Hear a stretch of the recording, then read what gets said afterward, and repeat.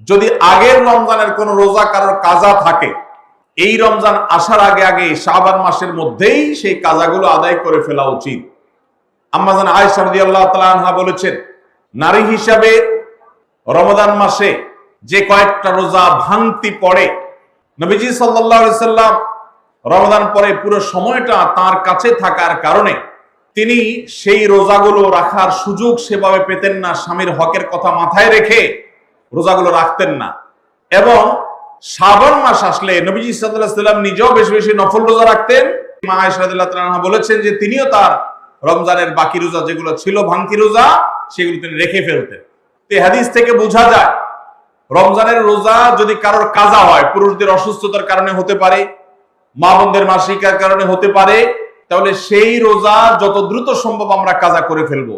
এবং সেই কাজা করতে যদি কোনো কারণে, যৌক্তিক কারণে বা যে কোনো কারণে যদি বিলম্ব হয়, তাহলে এই বছরের আসন্ন রমজানের প্রস্তুতির অংশ হিসাবে আগের রমজানের কোনো ভাঙতি রোজা থাকলে সেগুলো সব রেখে কাজা করে সম্পূর্ণভাবে এই রোজার জন্য প্রস্তুত হবে।